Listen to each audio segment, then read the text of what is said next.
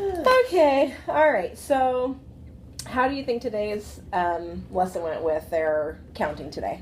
I think they're getting to become more and more efficient counters. I really think that that's something that they're taking on. I was impressed with the groups who came up with different strategies, making the tens frame. I thought that that was a really good thing to see.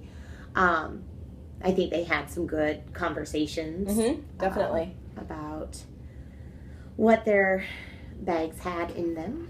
And, you know, we had them counting a lot of in underneath 10 when we were doing our assessment, so I think it's good that we had them doing the teen numbers, but I think we can definitely make it harder now for a lot of them. I agree, yes. So let's look at the student data that we collected. So we have our baseline, and then we have kind of where they've made progress with. So Jameson's the only one that was not proficient at counting in a circle. The numbers, and all the kids got proficient at doing in a line, an array, circle, and scatter. Awesome. So he was the only one, and really, I think a lot of them picked up from Sam when he was talking about putting your finger there. I mean, even Maddie today, said, remember just like Sam, so it was a good strategy that he shared. Awesome. To do that. So just more practice, obviously, with him, because he's just recounting. He doesn't remember where he started, and so he just goes. Pretty common. So the second one I highlighted there, those are the ones that were, they're having some trouble. So we know exactly which kiddos that will be. So Mason, he made progress from last time. So last time he was not even sure what number 8 was. He said 6, then he said 5. So he knew it was 8 this time, and so he counted out. Great. So when he got to 13, he wasn't sure what number it was. So I did tell him, and he was unable to count 13 out correctly. I don't remember if he miscounted and just skipped numbers, or if he kept counting on. I want to think he kept counting on. I would imagine that he stopped. I would imagine that he forgot to stop. Okay.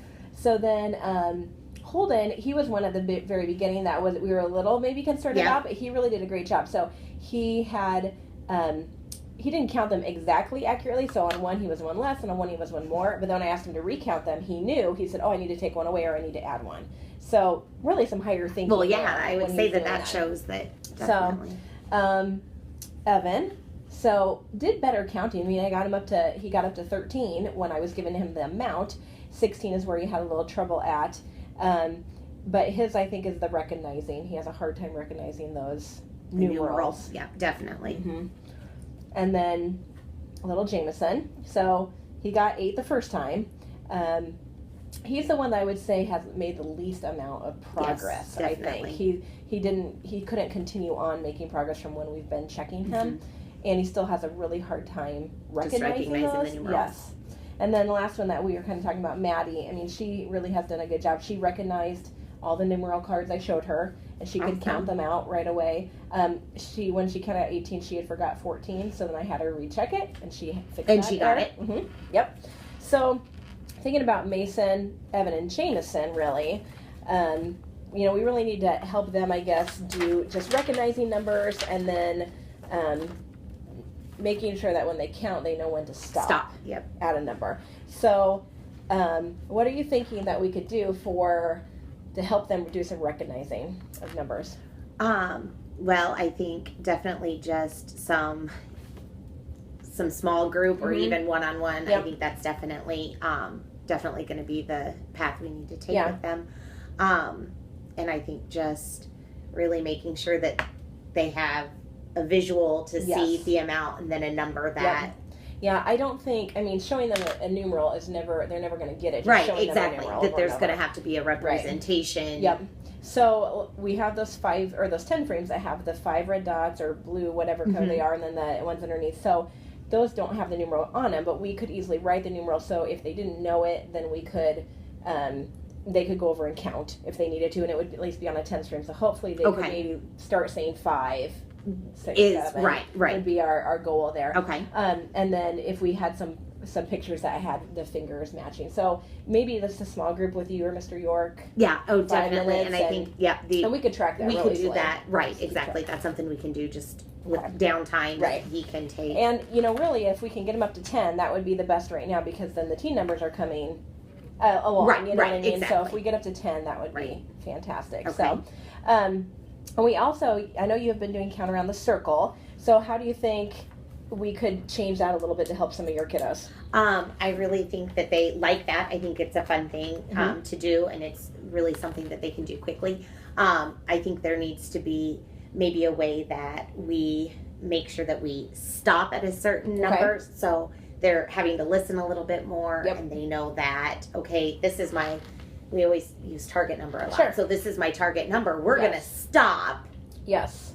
As soon Instead as, of just everybody gets a turn. Right, and that's usually how I've been doing it is, okay, we're going to just start at 15, and then we count until everybody's at a number.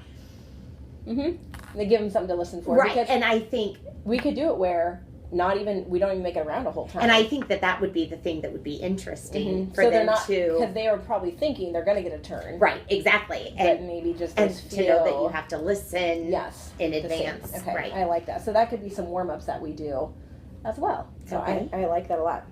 Okay, so looking at, this would be where we're going into, would be identifying whether a number of objects in a group is greater than, less than, equal to, and matching them, and then working into the numeral after. So this is the book I was going to show you that I have. So this is like the companion book to the Common Core. And so this just talked about that kids really need to start using the concrete materials and making those comparisons before they get into anything else. But on the back side is really where I like what they talk about. So it talks about that they need to be two very obvious groups.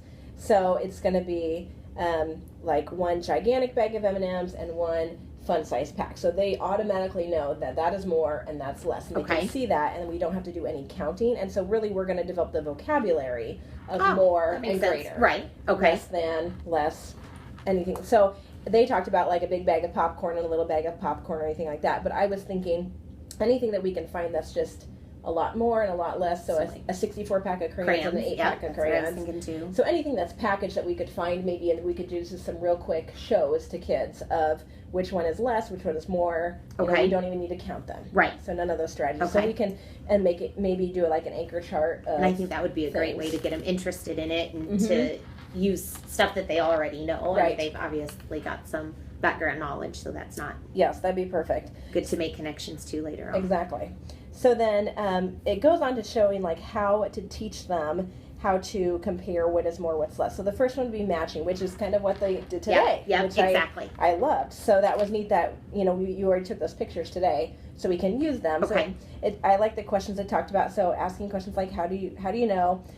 It makes them start developing that reasoning. So they lined up those. So it's exactly what the kiddos were doing today. Awesome. Without knowing that that's what they're doing. Right, exactly. Well, but now to give it a purpose and to give it, I like that. So I think the picture you took of Jameson and Mason will be good, because after we've practiced this, we could talk about, well, what were they doing in that, or how do they know? So cool. The other one was observation. So this would just be where they see that there's more triangles, and they talk about, you know, how do you see that there's more? But it talked about how it's difficult for them to explain that. It's just a scene. I can see how that would be. Yeah. Right, yeah. So that would be hard, I think, to teach them necessarily. I mean, I think the kids will say that automatically, but I think we want them to be more, build more understanding than just saying, I see that and there's be more specific and, right. To it. Yeah, so then the other one was then comparing counts.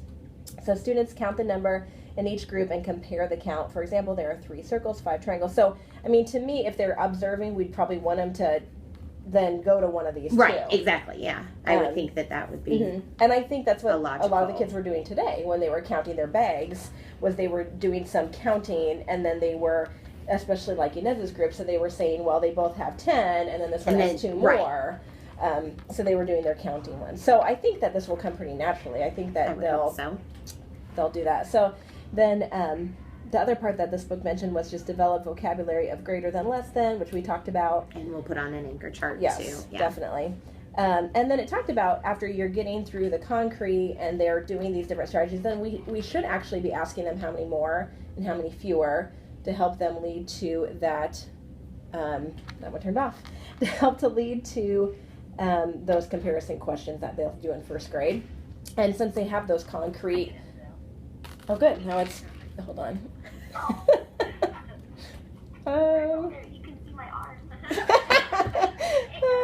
we'll just turn that off. Okay, this will be great. So it'll lead into those comparison questions that they're doing in first grade about doing that, and then recognizing that it's the two sets and that, using the same as. Okay. Or equivalent. No.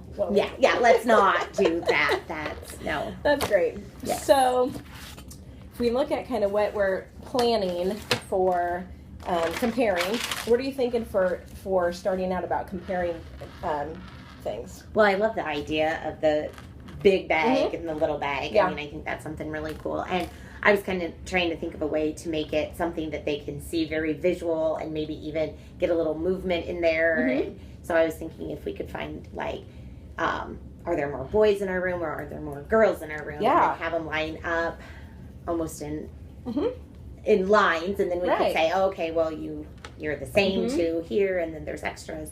And I think they may even come up with putting themselves in lines, like, on their own. Well, and that's a good idea too, to just kind of are we going to have it be more of an open-ended? Yeah. How are we going to find out if we have more boys or more girls? Because we could do, I mean, it might go into both counting. They might count both. True, right. And they might go into measuring. So we could even do like an anchor chart when we get to that time of, a couple different ways you can compare awesome groups, or maybe, and we could even trying to think of if we could use some sort of picture of of doing that. I love the kids' idea. Well, we can even take pictures of them while we're like doing in their it. Groups, and then, or just a group with the number underneath of it or something like that. So, because I think that's great how we could compare them, and we could do, I mean, anything in your room really that they could see and instantly know. So we could do even like adults to kids. I mean, that would be obvious. Well, and that's probably, actually, that would probably be, because that would be way more obvious than the boys versus girls. So yeah, definitely, that would be, I would do that before. Yes. So we could kind of compare that one first. And then we could do like tennis shoes or boots. Yes. Long sleeve, short sleeves. I mean, any sort of. Yep. I think that's great. And we could even show on the board so if we did something like long sleeve, short sleeve, and we counted them out, we could even show with a manipulative how we're showing 10 short sleeve and 12 long sleeve or something like that, so they can still see maybe the sets, or if we line them up, something so they can still see though how we can match them and kind of do that to show which one has more that way. So I like that. So we can even include the adults and kids in that first one when we talk about obvious ones of M&M. Right. Or we could do that for like an engagement part when we do the whole class. As well. So what are we thinking for tomorrow? Should we do the obvious things? I would think that's definitely where we'll want to. So we'll do like the obvious of like M&Ms. We could do some crayons. And I'm thinking even like small stack of papers, big stack of papers. So just easy stuff that they can see right away. They don't have to do any work to count them, anything like that. And we'll just work on that vocabulary anchor chart. Okay.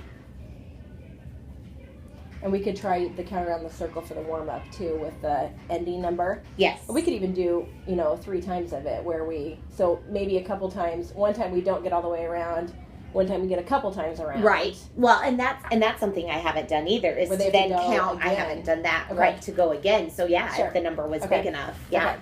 That sounds good, because they are supposed to be counting up to 50 right now. Yep. So I think that would be good. And then, so if we did the count around the circle, and then we did the obvious versus the, and then the anchor chart. And then maybe when we come back next week, we could do the things in the room so they're actually physical. We are get up and physically moving them. We could even, technically we could have them take off their shoes and line them up, and physically see how that's going, just like the kids did today with their counting, and they weren't even really aware. And I think we should use some of those pictures again. Maybe we could even print off those pictures. Sure. Yeah. And we could put them on just so the kids could see how they line them up. And we could use those for... because I do really think that they, just like when they were counting around the circle, like they remember, that was Sam. Yeah, so I think that's a great so they can make some connections. Right. And all right, so we'll print off the pictures.